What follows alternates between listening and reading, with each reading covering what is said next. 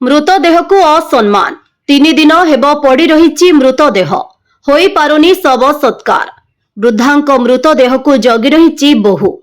केन्द्रापड़ा जिला राजनगर तालचुआ थाना अंतर्गत बीरभंजपुर गाँव में अभावनीय घटना। ज्ञाति कुटुंब और ग्रामवासी विरोध जोगु शव सत्कार होई पारुनी। सविता सासमाल गत मंगलवार दिन जीवन हारी घटना पर तालचुआ पुलिस एक अपमृत्यु मामला रुजु करी शव व्यवच्छेद कराइथिला। परे पुलिस मृतदेह को तांको बोहू को हस्तांतर करिथिला। हेले एहा परे शव सत्कार को नहीं देखा देछि विवाद। ग्रामवासी और सवितांको परिवार मध्यरे पूर्वरु थिबा विवाद कारणरू गाँ लोके शव सत्कार कराई देउनथिबा अभियोग होईछि। एपटे सासुंको मृतदेह को नहीं असहाय होई पड़िछन्ति बहु। मात्र ग्रामवासी सवितांको परिवार विवाद जोगु ग्रामवासी शव सत्कार कराई देउनथिबा जणा पड़िछि। एभली परिस्थिति रे मृतदेह को 3 दिन धरी घरे रखिबाकू पड़िबा घटना मानविकता उपरे बड़ प्रश्न ठिया करिछि।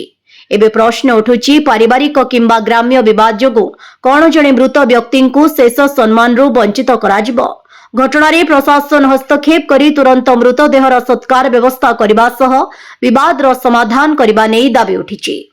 ब्यूरो रिपोर्ट विकल्प समाचार। आम चैनल को लाइक शेयर एवं सब्सक्राइब करंतु।